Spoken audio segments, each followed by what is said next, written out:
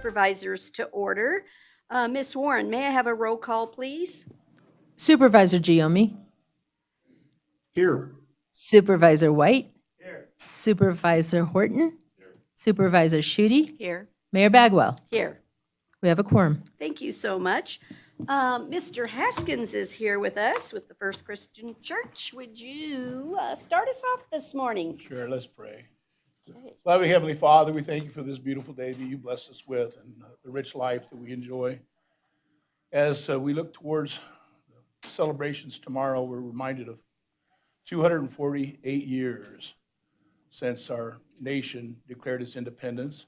Yet we know, Father, that we're never fully independent. We certainly need you and your guidance in our lives, and we also need one another in this community. So I pray today on behalf of our mayor and these supervisors that you grant them wisdom to make good decisions that would promote the interests of all who call Carson City home. I pray in Jesus' name, amen. Amen. Thank you so very much. Joy, would you do us the honor of leading the pledge? Surprised her. Pledge allegiance to the flag of the United States of America and to the republic for which it stands, one nation, under God, indivisible, with liberty and justice for all. Thank you so much. Okay, we're now on to public comment. The only one I have signed up is Denny. Would like to come?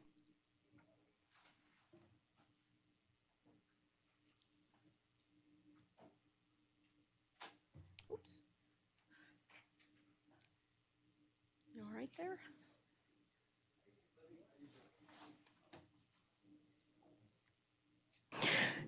Denny French, Carson City, Nevada.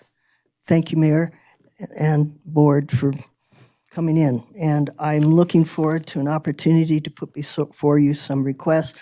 And one of the requests is that Long Ranch Park off of Longview Lane, the water, the land, the air be tested for microplastics. The material that lines the area and was put in to be an erosion preventer, I believe, and have not yet found any way to confirm my concern that this material is toxic and that as it degrades, it is going into our water. So I really want to request that somebody on the board or somebody behind the counter here consider that as a deal. I know there are people that are conscientious about the concerns of our future in endeavors that we might have, and related to materials we're not yet quite as informed as we should be on. So I appreciate that very much.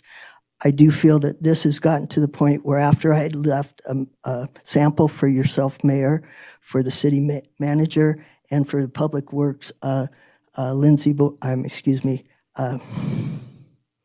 Jen Budge, I had not heard any responses.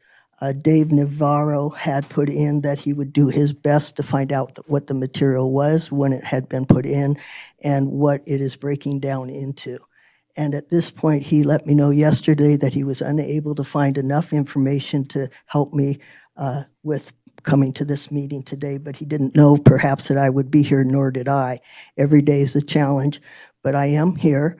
And I appreciate your ear. I have a few more seconds here. I'd like to bring up the fact that the meeting for the historical preservation will be this evening, and how much of a part they play in this community's endeavor to keep its heritage and its history. So I encourage people to encourage them. Be there at the meeting, see how they work. They're an amazing group, and we really owe them a lot. I'd also like to bring up the story in the appeal by Jessica Garcia. She does a lot of the school deals. It's to discuss CB 80, which was set by Stella Thornton, and the youth legislature, and it's going into action, and they're going to put it into the works now, and the article is great. So read it. It's on A7. Thank you very much. Thank you, Jenny. I didn't have anyone else signed up for public comment. Is there any? Okay, then we're going to move along to item 6A, our June 6th, 2024 minutes. Does anyone have any corrections or changes to the minutes? If not, I'll accept a motion for approval. I move to approve the minutes from June uh, 6. 6, 2024. I have a motion and a second. All those in favor, please say aye. Aye. Any opposed, say no. Aye. Let the record reflect it was unanimous.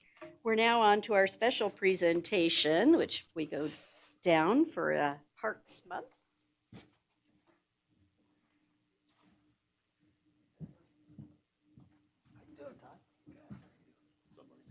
Suddenly it's like, it can't be a month ago, but, oh.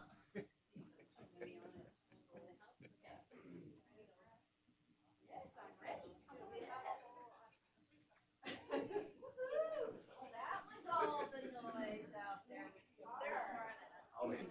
We're fun. How are you? This is fantastic. Hi, hi. Hard time you're gonna get us. Okay. This is a proclamation for Parks and Recreation Month. Whereas parks and recreation are an integral part of communities throughout this country, including Carson City. Whereas Carson City's Park, Recreation, and Open Space Department's mission is to provide exceptional parks, open space, and diverse recreational opportunities to enhance the quality of life in Carson City while preserving our natural resources for future generations. Whereas Carson City has more parks per capita than the national average. The city's park system consists of more than 8,000 acres, providing recreation opportunities to help build a healthy, active community, which aids in the prevention of chronic disease, provides therapeutic recreational services for individuals of all abilities, and improves the mental and emotional health of its citizens.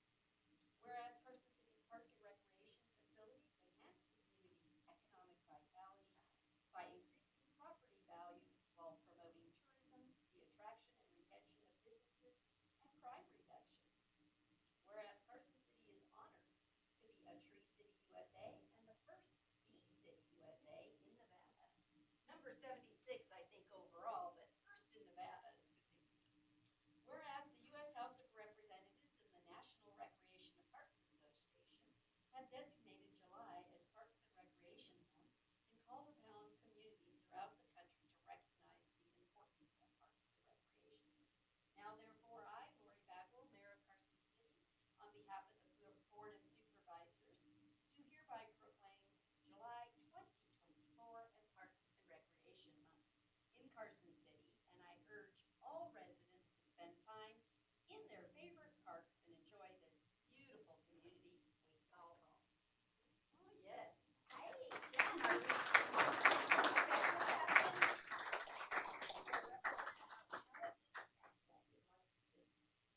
Brag about our great parks. Thank you, Jennifer Budge, Parks and Recreation Director. First, the most important thing, I want to thank the staff. The staff's amazing. I know we only have a few of our staff here today. They're all wonderful, but everybody else is out hard working in our parks, keeping them open and safe. We have a lot of things coming up. The Sheriff's Night Out next month in August. They're highlighting parks and recreation and how important it is to keep the community safe and crime down by keeping kids busy and active in the community. You can go to carson.org/parks and rec, and we have tons of activities. We have a youth kayak camp coming up. We have just a million activities for kids and people in our community. So thanks so much for having us, and we appreciate the recognition. Yeah, great job to each and every one of you, really. It's what makes the community, right? It's parks. So thank you all for your hard work. Very much appreciated. We have to look at him because if you don't do a picture, it's not real.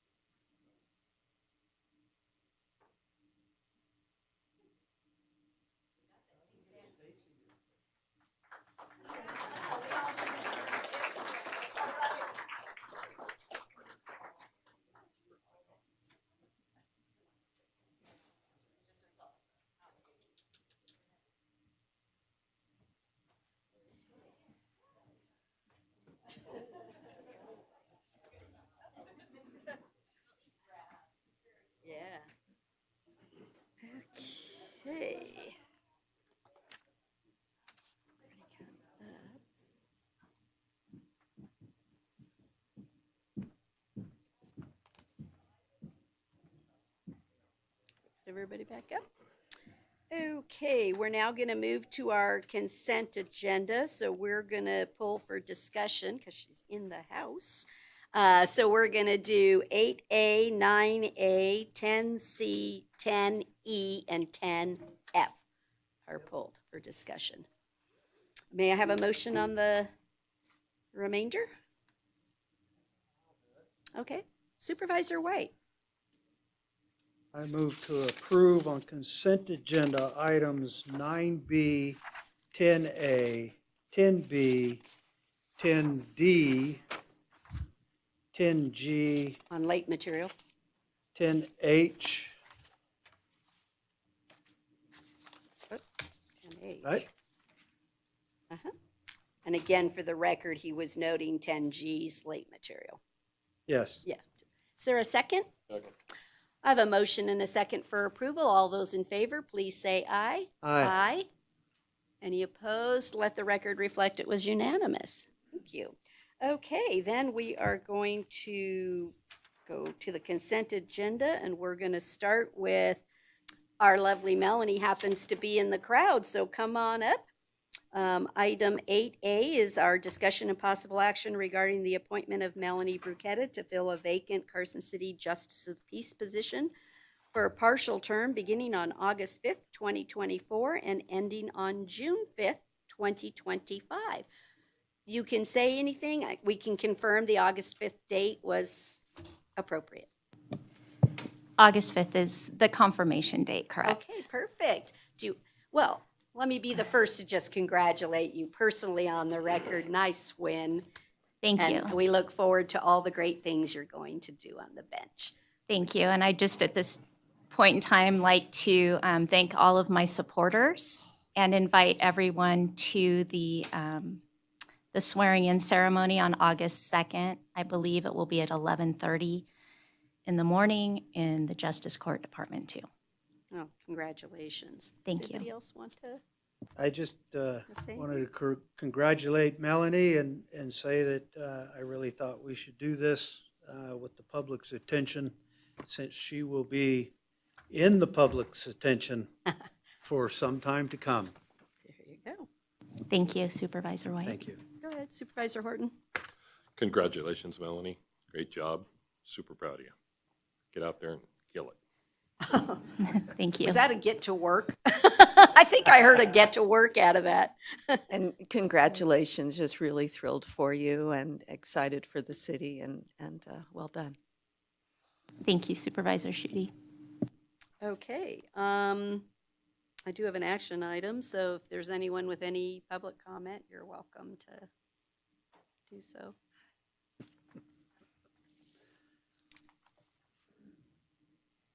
Mr. French. Denny French, and I just want to add my congratulations online. Thank you so much for your efforts to get to this point, and the community's going to be real benefited by your being here. Thank you very much. Thank you, Mr. French. I appreciate it. Okay, Supervisor White, a motion? I move to appoint Melanie Bruchetta to the Office of Justice of the Peace for a partial term beginning on August 5, 2024 and ending on January 5, 2025. I second. Second. Motion and a second for approval. I could have let, Stacy, did you have some comment you wanted to make?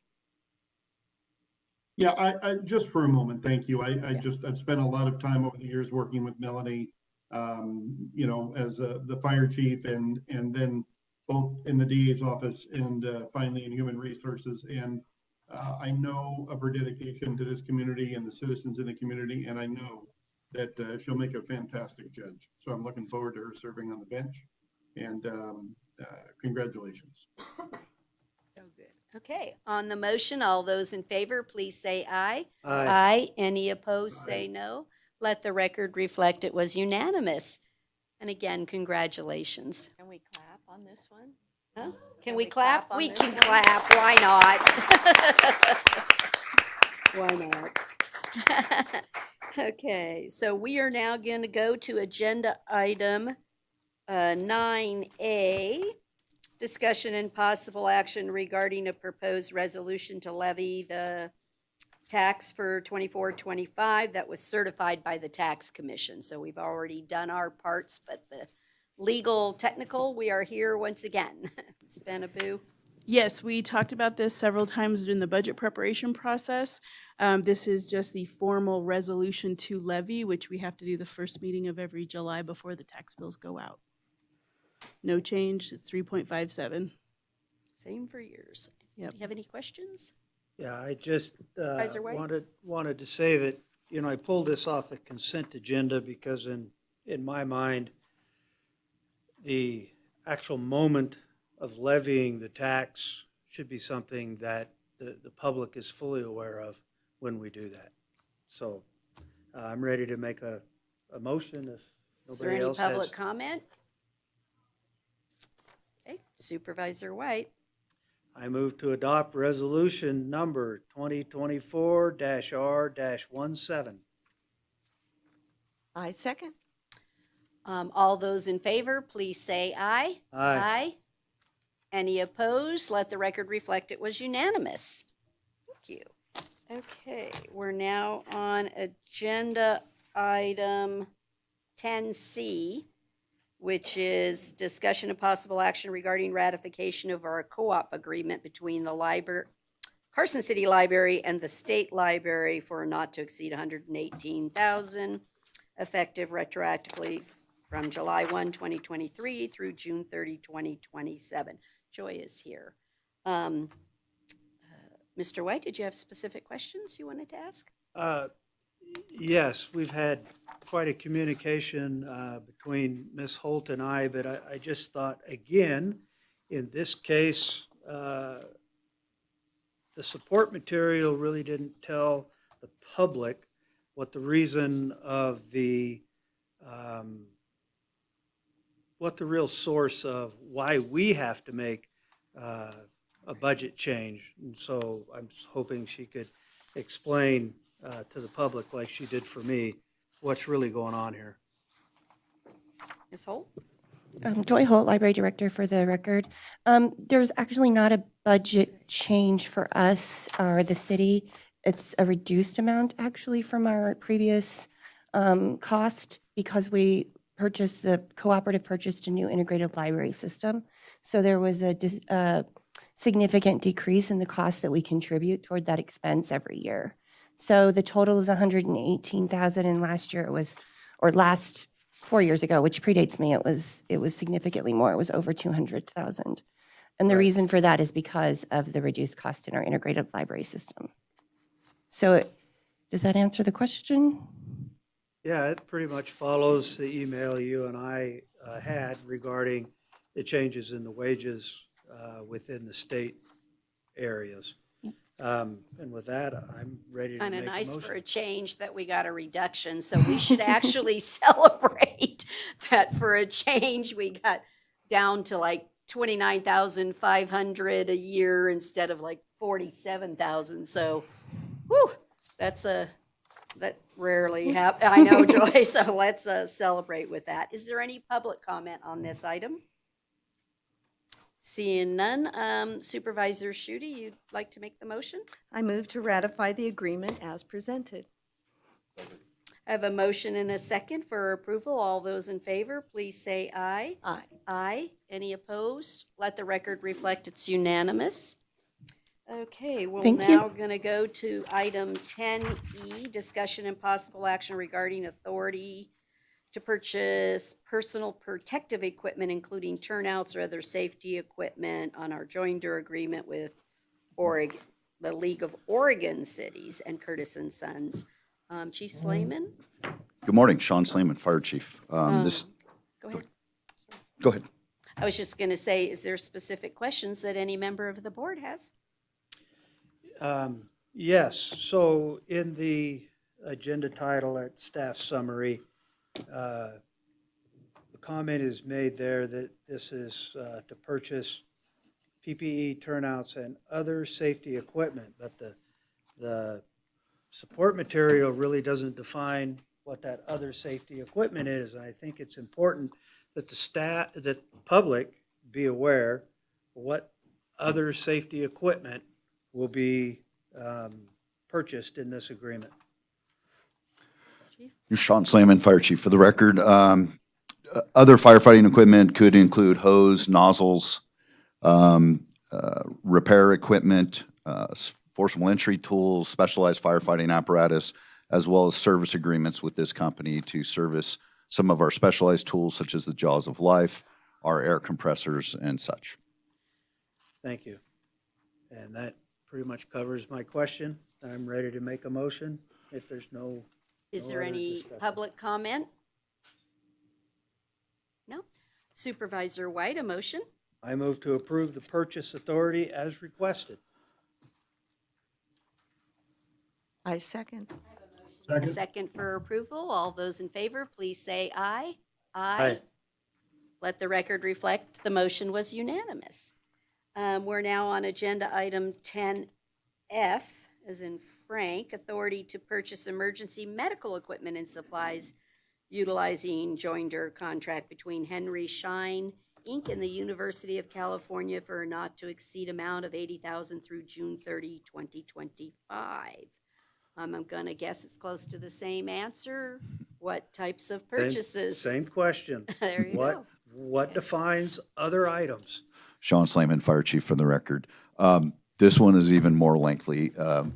All of this, the majority of all of these are consumables used on medical calls. It could be anything from PPE, such as medical gloves, masks, nasal cannulas, oxygen masks, pads for our defibrillators, whether automatic external defibrillators or our cardiac monitors, bandages, gauze, wraps, extremely long list. We run about 9,000 calls a year, so to list each item and guesstimating the number we would use each year would be extremely difficult, but Thank you. thank you. If there's no other discussion, I'm ready to make a motion. Public comment. I know. Sorry. Is there, I'm gonna do the legal part. I'm still ready. Okay, is there any public comment? Okay, seeing none. Supervisor White. I move to approve the purchase authority as requested. Second.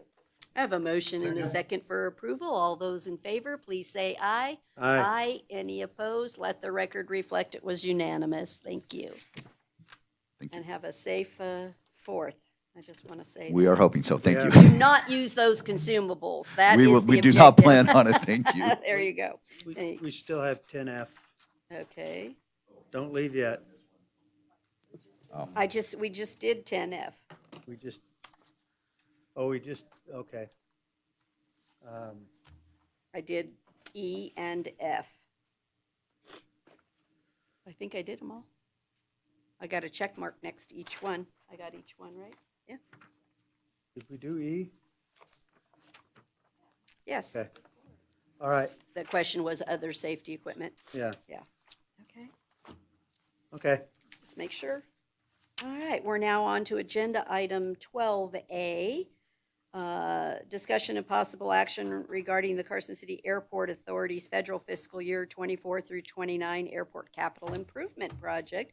The submission of two related applications to the Federal Aviation Administration for the federal fiscal year 24 grants for $500,000 with an additional 6.25% match from the Airport Authority for $33,333. How come there's not 33 cents? Sorry, just thought I'd, right? We were on a roll there to fund a runway extension planning study with a 25% design. Mr. Jenkins, is anything you need to share with us? This is Corey Jenkins, Airport Manager, for the record. So this item is presented to the Board of Supervisors annually. I'm going to just kind of read the staff summary here. So guidance from the FAA Airport District Office requires the Carson City Airport Authority to prepare and annually submit a 5-year forward-looking ASIP to enable the ADO to prepare its regional ASIP program. The CCAA approved the federal fiscal year 24 ASIP, which listed 3 capital projects to be funded by FAA grants. Subsequently, the FAA informed CCAA that funding for one of the FAA grants, one of the 3 projects listed, would be rolled forward to federal fiscal year 2025. Therefore, the ASIP lists 3 projects, but only 2 of those grants applications for the preliminary design project and the environmental project will be submitted for federal fiscal year 2024. Now, there are some additional information since this was published, so I'm going to kind of go through each item so I don't miss anything. The drainage project, that's the project that we know is moving forward, but I do want to talk on it a little bit. This is an important project, and we're going to see it again very soon. So this project is being done because a inventory was completed in 2022 of the runway safety areas, and that demonstrated that there is erosion in the runway safety areas that needs to be improved. And also, we need to improve the drainage to prevent that erosion from happening again in the future. This is very important for a number of reasons. Of course, FAA compliance is very important. This is also a concern because that land is actually seeded with vegetation whenever the runway was realigned on purpose to combat erosion and dust hazards. That does make it to where airport staff must mow that area all the way up to the pavement edge, which is actually a very dangerous operation. By this project moving forward, we're actually going to be able to expand our scope of that project slightly to include paved shoulders as a part of that project. We've already began the required cultural and environmental studies to accomplish that. This is important because in 2023 in Oklahoma, there was actually a fatality in airport operations, and that was due to mowing right next to the runway. It's a very dangerous activity, and our goal with this is to eliminate that risk at our airport and make it a safer operation overall. That will be a 2025, federal fiscal year 2025 project. The next project on the ASIP is the feasibility study and 25% design for the runway extension. This project is kind of the highlight of the ASIP this year. This is, of course, for the runway extension. The airport at the runway is currently not long enough to provide adequate level of safety for aircraft that use the airport today. They must reduce their weight to meet the safety requirements for takeoff due to having due to our airport having a high density altitude, which essentially means that aircraft have a degraded performance during summertime. We're a high altitude airport, and high temperatures result in what's called high density altitude. The FAA has given more consideration to this project than they ever have in the past. That's actually one of the reasons why we're presenting the ASIP later than we have historically.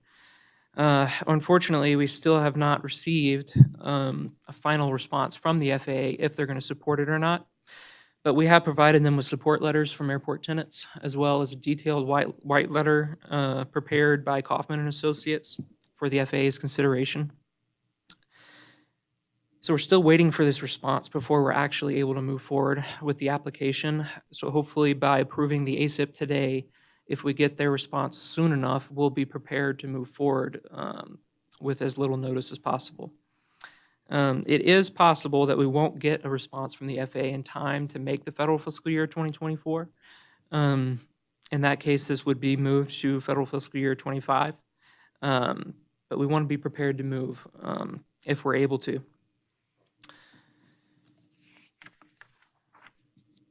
The final item is the environmental assessment.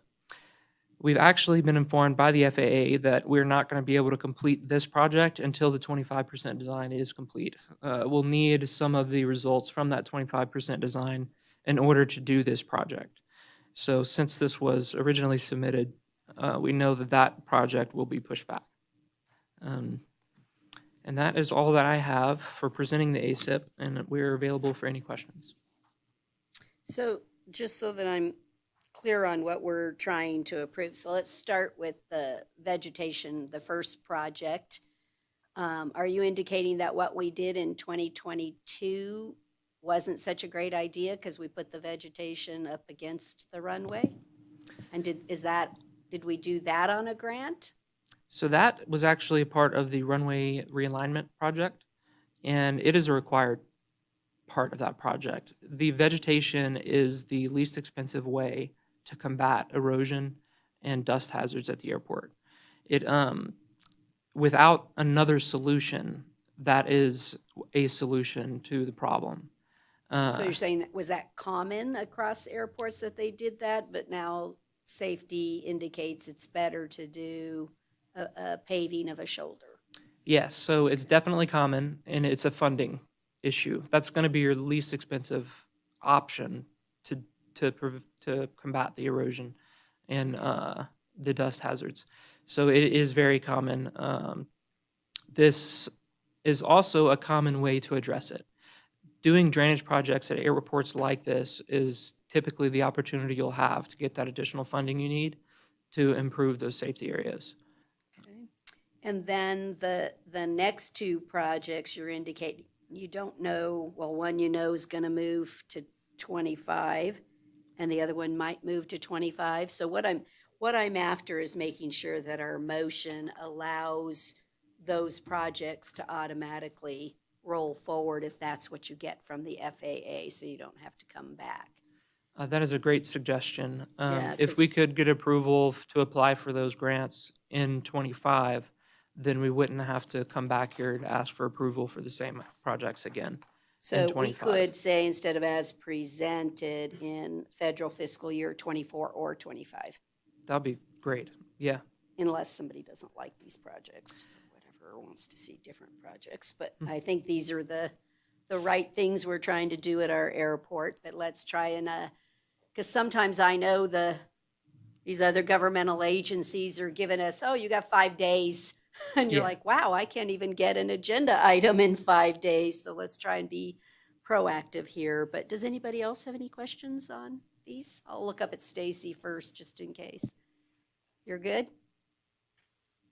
I'm good. Thank you, Mayor. Okay, how about, anybody other questions here? Supervisor Schutte? Actually, not a question, but a statement. You know, I think the shoulder paving in conjunction with the seeding that took place earlier, I think that actually is a great combination because the expanded scope of the paving will now be better protected because of how it aligns with the vegetation to stop the erosion. So I think it's a win-win.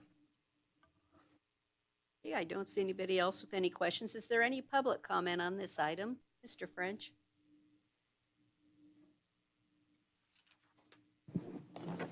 Thank you, Mayor. Denny French.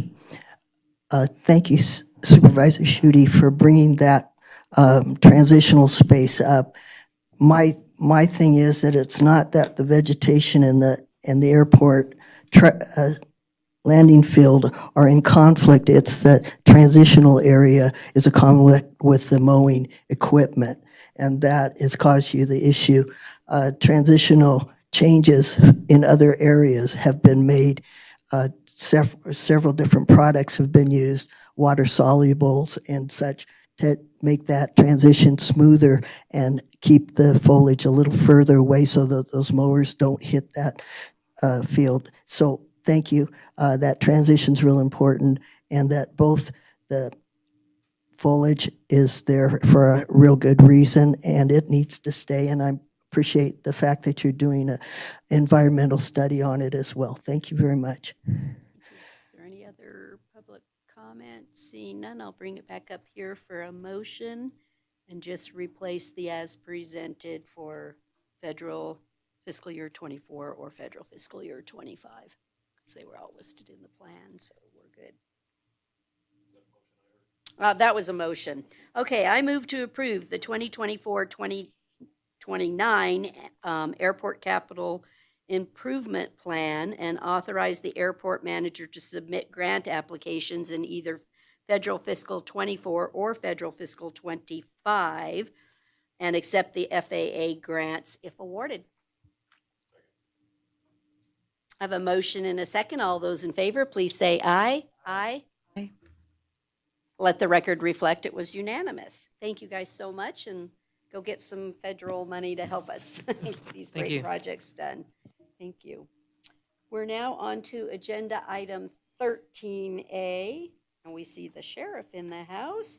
Some progress toward our new system to replace the Carson City Sheriff's Office Tiburon computer-aided dispatch system, records management system, and jail management system. It says Jerome is going to kick this off, but is it you? Excuse me, for the record, Sheriff Furlong, Jerome is our project lead inside of the sheriff's office, and the intent of today is to keep you all informed as to the progress that's being made and the steps that are being taken. So with that, I'll turn it over to the undersheriff.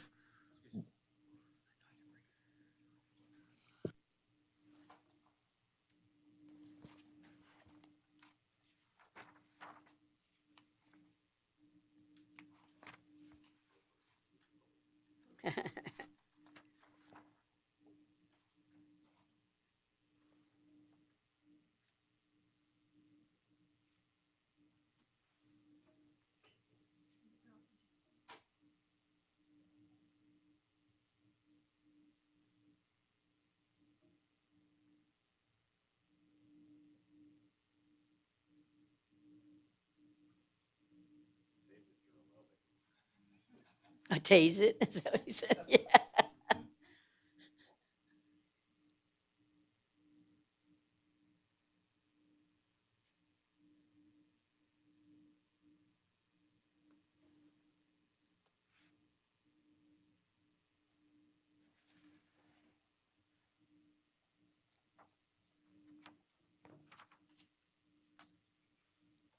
There you go.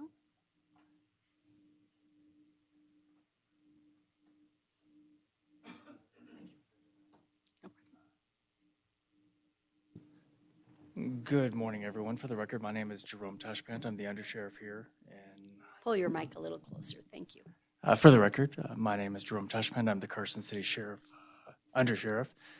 You will notice we have a good-sized team here representing the Tiburon replacement project. I've got Sheriff Ken Furlong. I've got Jen Stouffer, the manager of the dispatch center. I've got Chief Information Officer Frank Abella next to me. I've got Chief Slayman, wherever he went off to, thank you, representing the fire department. I've got Andrew Rice and Andrew Cobble, who's also backing up the IT department. I've got Sergeant Riggin, and I've got Assistant Sheriff Jim Primka also in the office, and unfortunately, Assistant Sheriff Daniel also wasn't able to make it here today, but he's here with us in spirit and support. This is a very large and ongoing project, and it is very important that we continue to update not only the community but the board on what we're doing here. I wanted to make sure that we are giving full transparency and giving opportunity to ask questions as we're going through this project. So this particular project goes by a whole bunch of different names. And what I'm going to be talking about it here today is I'm just going to be calling it the Tiburon Replacement Project, just for simplicity. And also for simplicity, I'm going to be talking about the jail or dispatch or the records management system. When we set out about 2 or 3 years ago, we started talking about systems like, what are we going to do? And the sheriff gave us some really good direction. And he said to us, I want to have a robust, out-of-the-box, configurable, but low customizable product. We want to take it out, buy it, put it on the system, and change our systems around whatever the product's going to be and make sure that the system works.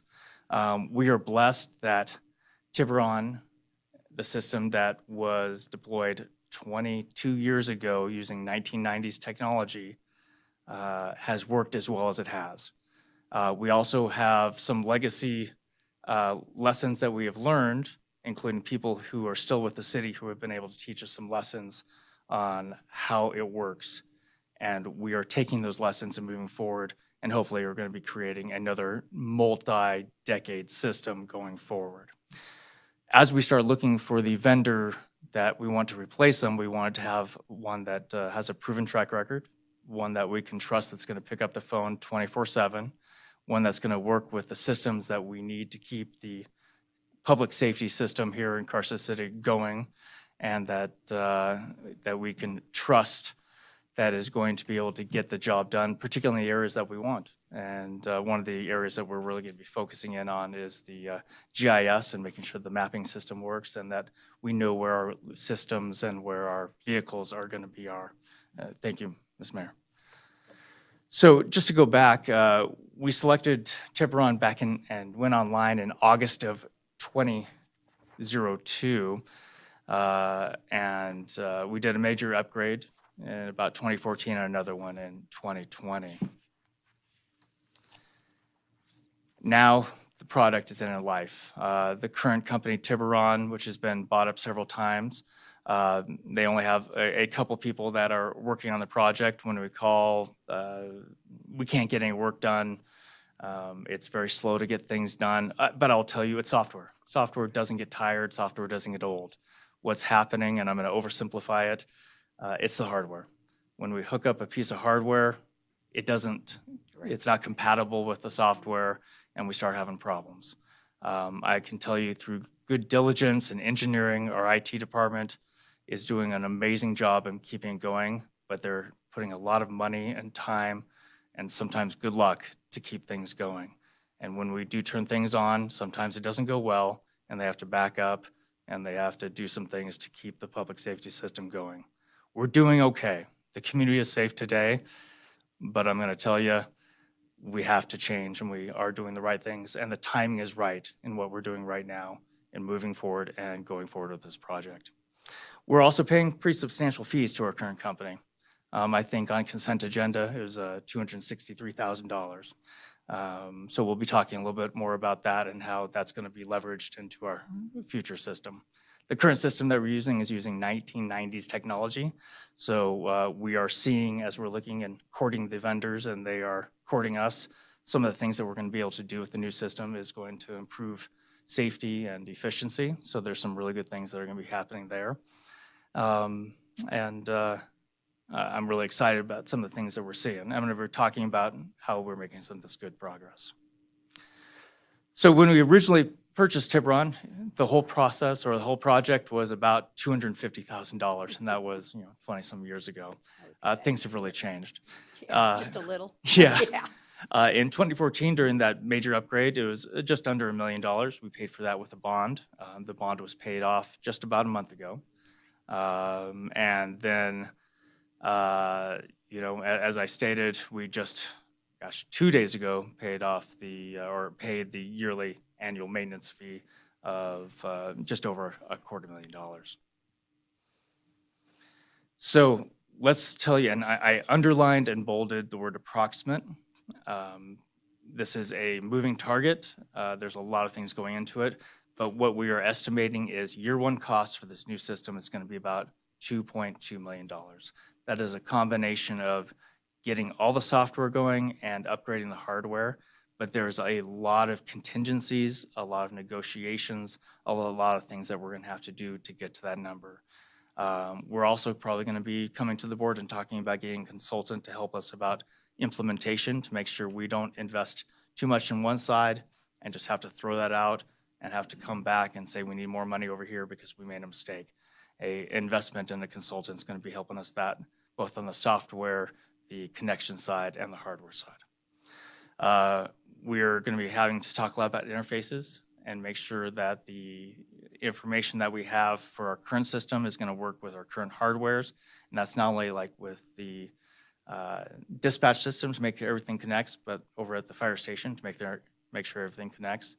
And what we're finding in our discovery and looking at how agencies do things is personnel.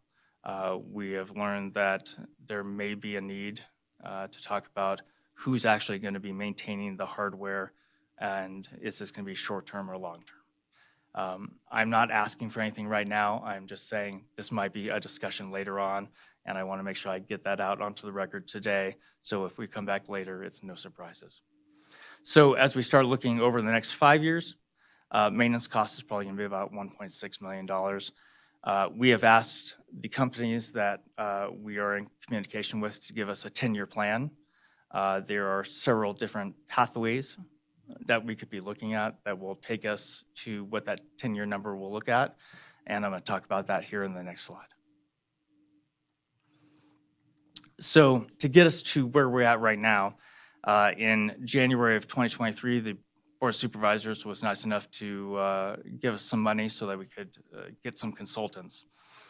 We got mission critical partners. We sat down with a working group, and with that working group, we were able to decide what was it that we needed, what we wanted, how we should do it. We did what we called pain points. What was it that the technology was that we were going to start looking at? And this group consisted of fire, IT, sheriff, the contracting department, and people who used to work with the Tiburon working group, Kathy Heath. And of course, we've also been here at the Board of Supervisors where we've received some information also about some of the pitfalls and some of the strengths of the previous experiences that we've had. With all that information and some of the data, a lot of questions, a lot of research, we created a request for proposal, and we published that in November of 23. That closed in January of 24. In total, 6 companies submitted. Now, our preference was to get what we call a full suite, which would be jail, records management, and dispatch. 2 of them did submit just jail only. We did evaluate them fully, and the jail said, nope, that wasn't for us. So we looked at the other 4 companies. Of those 4 companies, we looked at 2 of them and selected 2 for further investigation. One is a company called Central Square, and the other one is Tyler Technology. I put them in alphabetical order, not by preference. So we looked at them a little bit closer. We brought them in May, and with the assistance of our contractors, we did what was called a scripted presentation. We told them what we wanted to see instead of them telling us. We said, show us what we want to see, and we held them to task. And they did it, and we evaluated them. And we have those evaluations. We have that data. That data hasn't been released to the team, and we're holding on to that. And I'm going to explain to that why we're doing that right now. Then what we did is we, as a normal course of business, as we are out in the communities throughout the United States, whether it's by telephone, video, or actually on scene, we say, hey, what company do you use? Oh, well, I use Central Square. I use Tyler Technology. How do you feel about it? How do you feel about their dispatch? How do you feel about their jail? Let's talk about it. Do they answer the phone? Do they give you good customer service? And we've been collecting that data also informally. And then what we did is we got a team, fire, information technology, and representatives from every division of the sheriff's office. And we went to Texas and went to Colorado. And we looked at both these companies, and we pulled people aside, and we asked them tough, hard questions. And then we took all that data, and we also collected that data, and we have it, but we haven't released it to the team yet. And we are still trying to evaluate and looking at that. So what we're doing now, we have all that data, and we're collecting it, but we're not done collecting data. As we have gone out to the teams and we've collected information, we've had more questions. So we've collected a list of questions, and we've sent it out to the companies and said, I want you to answer these tough questions. Those answers are coming in. And then as those answers come in, we'll be sharing those with the teams, but also we're doing some more research. One of the things that have come up that we are considering strongly is this concept of a cloud-based system versus an on-premises system. Frank Abella is doing a lot of research in it, and we are trying to decide, well, what are the strengths and what are the threats? What is the true cost to own? And what are the industry trends? This is going to be part of the data and decision which direction that we're going to be going, whether it's a particular company or a particular mode within that company. We're also going to be looking at the price. We're going to be looking at the software, the hardware, the interface costs, and also the personnel costs.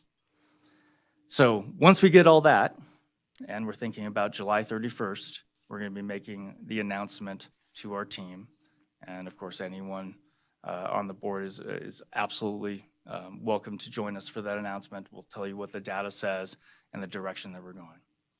Once we make that announcement and we have made a selection, then we'll be working with our consultant and sitting down and creating a negotiation team.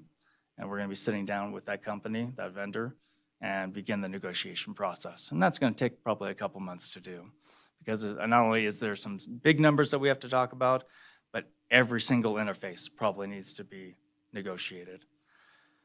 Now, we also have to talk about some funding.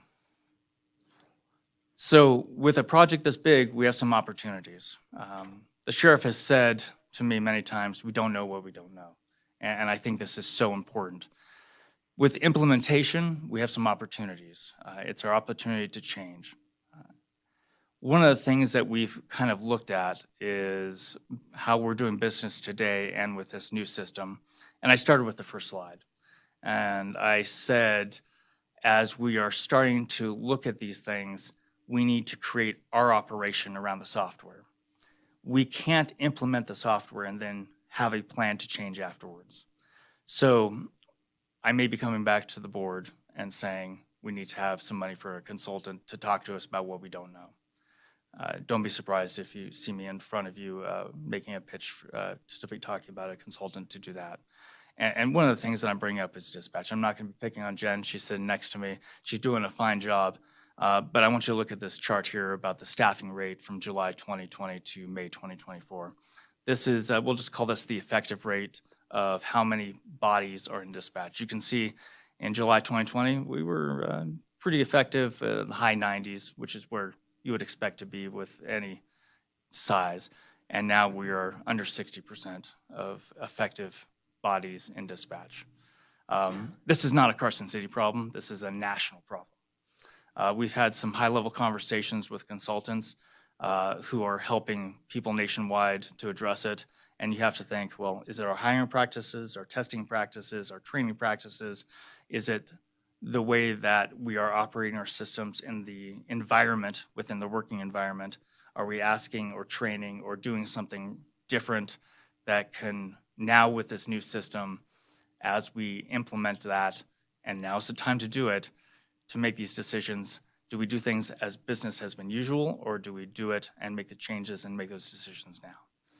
So these are some of the things that we are talking about right now on a daily basis. And this is one of the bigger projects, but there's a lot of other smaller things that we're looking at of what kind of changes do we decide now and we actually implement in the next 6, maybe 12 months.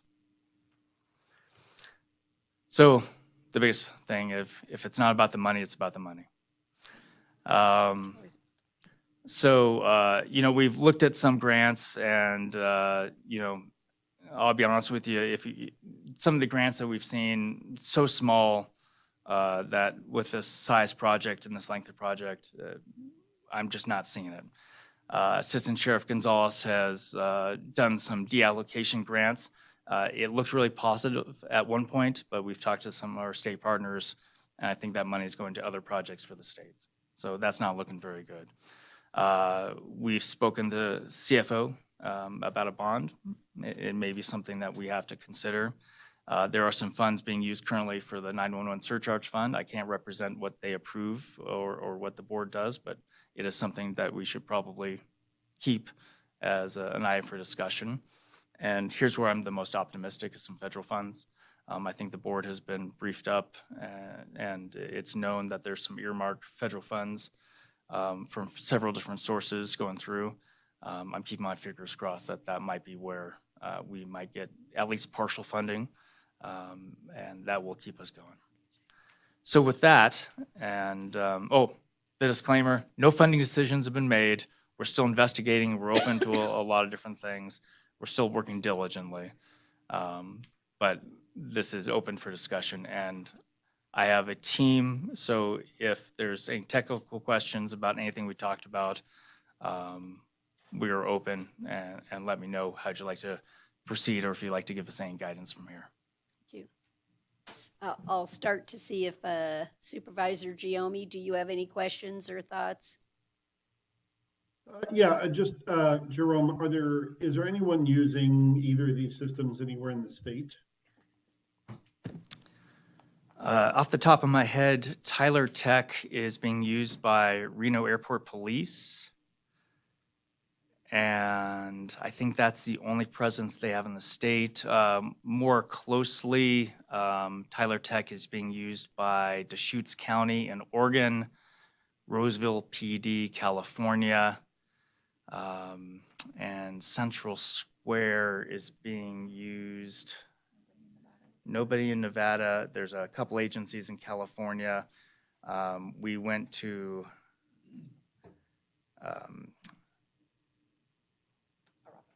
Arapahoe County in Colorado for the Central Square product, and then Hayes County, Texas for the Tyler Tech product. And we chose them because they were the most modern and full suite.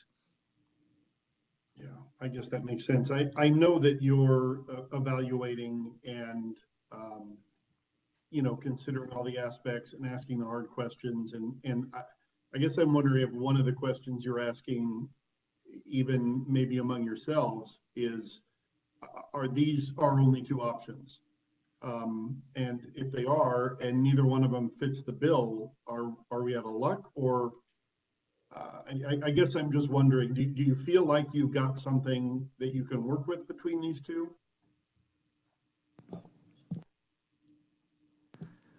So yes, absolutely, we have asked ourselves that. And if during the negotiation process we discover that neither of these companies are compatible, then we can go to Carroll Acre and say, let's open up the RFP process again. Okay, thank you. Does anybody else have a question? Supervisor White? Thank you. I know you said you're looking at congressional earmarks. Should that not come through, grant opportunities exist at the Governor's Office of Federal Assistance as well.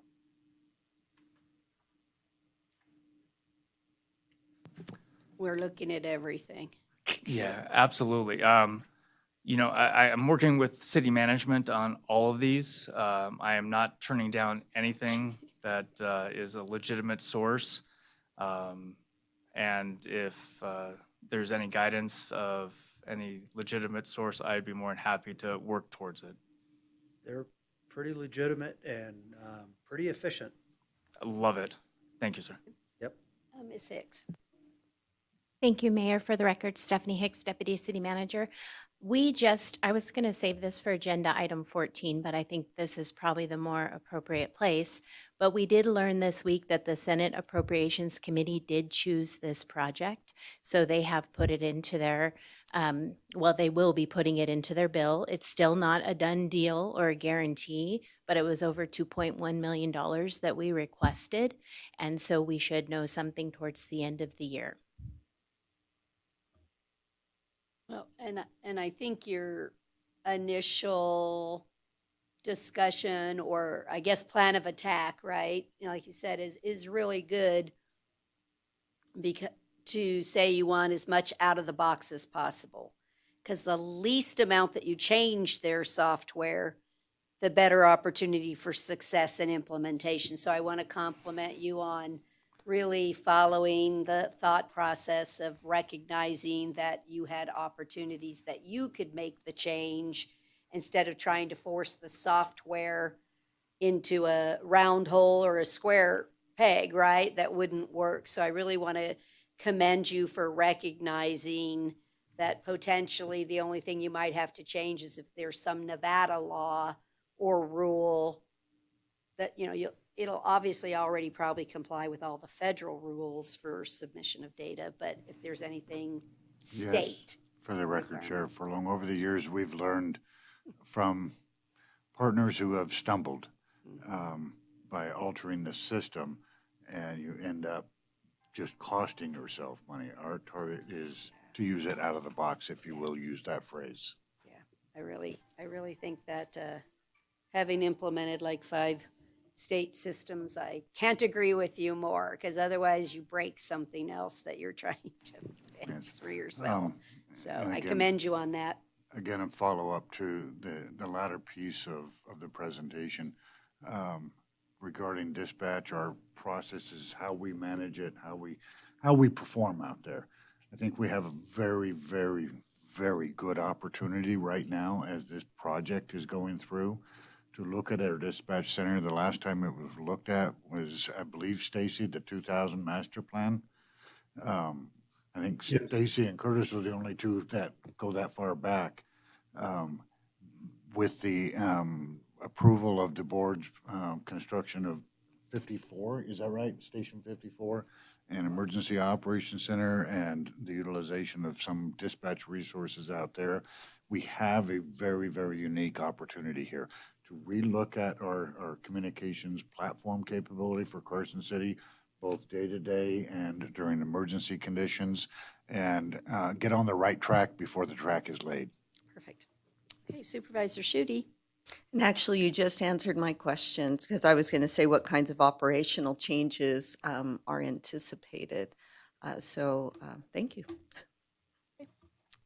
I don't see any other questions. Thank you for the great presentation, and keep your funding request at the absolute minimum. Thank you very much. Oh, just thought I'd put that out there. Thank you. Okay, we're now going to move on to 13B, another discussion-only presentation. Our requirement for our biannual report on the Carson City jail conditions and information on prison, hopefully, no, well, it said none concerning deaths of prisoners within the jail. For the record, Sheriff Furlong, on this agenda item, Sergeant Uriel Colazo will be doing the presentation for this. He is assigned to the jail supervision grouping. Captain Mays, who has been giving this presentation since we've started doing that, will be retiring here in about a month, and so he's not available today, and he threw the task onto Uriel. So with that. Okay, got big shoulders here. Let's go. This is Sergeant Colazo with the Carson City Sheriff's Office Detention Division. I'm here in place of Captain Earl Mays, and I'm going to give an update from from January to June of 2024. And what I have is the jail has generated a total of 155 work orders. These work orders were minor repairs, maintenance, and other routine tasks. And of these work orders, 13 remain outstanding. At the time, they weren't priority to fix. And as of now, during this date, there has been no deaths in the facility. That is superb news. Absolutely superb. The 13 outstanding work orders, those are minor? Yes. But just. Weren't priority at the time. Yeah, okay. Does anybody else? Can't let them off the hook this easy. We got to come up with something really hard. Who's gonna, how about on the stats? Can I just in general ask, if you were to say over the last 6 months, is there anything in the stats that gives you pause or makes you want to take a look at anything that's happening? Kind of fits with what we were talking about on the last agenda item. Is there anything within these stats that makes you say, is there a practice? Is there something that we're doing that's starting, or you're seeing anything new or different? Thank you for the record, Sheriff Furlong. As we look at the facility, we look at the changes that we have seen historically in the community the last 20 years or so, which is the report data that we have. Mental health in detention environments is a concern all the way across the country. These facilities were not designed back in the 1990s for some of the challenges that we have. We are looking forward in that area. Our medical responses, which is on key to this presentation right here, our medical responses in the jail are always being considered and looked at for improvements, taking into account that we have the luxury of a fire station with immediate paramedic capabilities right close to the jail, and so that creates an advantage. If I were to suggest a challenge that we may be facing down the road, that is to embellish it, a 24-hour medical care staff. We're not there. We have medical staff that is readily available and backed up inside the jail and gives pretty consistent cooperation and direction to the staff that is there. Obviously, when you're in the care, complete care, your responsibility is complete care over these people. That piece of the responsibility has the highest priority.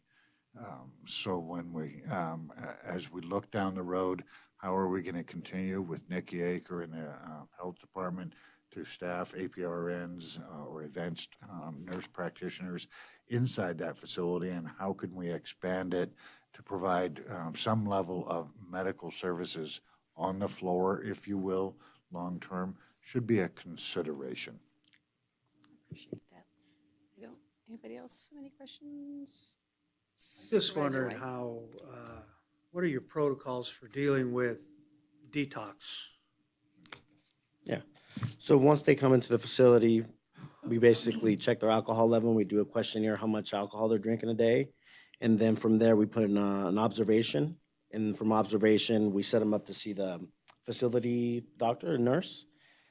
But if it's during the time that the facility nurse is not there, then after hours, we'll call them and then we give them the update, and they'll give a directive to start the whatever medication that they have that they want to address, and then we get that going once they hit a certain level on their alcohol, that their percentage in their person.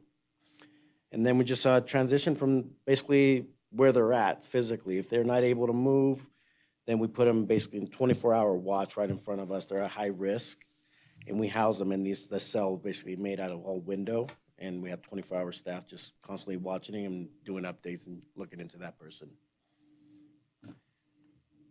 One step further, the board did approve some funding for an enhanced notification system that would basically is like your wristwatch or ankle bracelet that will give staff an immediate alarm if somebody who is extraordinarily high risk is experiencing a medical condition that you might otherwise not recognize. And those are some of the weakness areas that we've identified and actions to correct it. So they wear a bracelet that monitors their condition? It's going to be a system where, yes, it's similar to that. This is in response to, well, if the inmate is sleeping, how do you know if he's in distress, or is he sleeping at all? This would provide us with a technology-based alerting system that says, hey, the vital signs of this inmate are in jeopardy. Okay. Well, thank you very much. Good job. Well, I guess we'll see you in 6 months though, right? You got I'll be the better training at it. permanently. Okay, thank you so much. And please let Captain Mays know he should come here and let us wish him well or thank him for all his service. No, it's important. Thank you. We're now on to agenda item 14. Is there anyone that needs to share anything? You already shared one. Do you have something else? Ms. Hicks? Thank you, Mayor. I just wanted to add to my previous comment. So as the board is aware, we had 3 of the Sheriff's Office projects that the senators and Congressman Amodei were submitting to the committees. 2 of those 3 were accepted by the Senate Appropriations Committee, one of them being Tiburon, the other one being the rapid DNA testing. So both of those appear to be moving forward. Yay. Okay. I'm looking up. Okay, I don't see anything else under this item. There is absolutely no public to have final public comment. So, okay, with that, we are adjourned, and thank you for a good meeting, and have a super safe 4th of July. And when are you back, Stacy?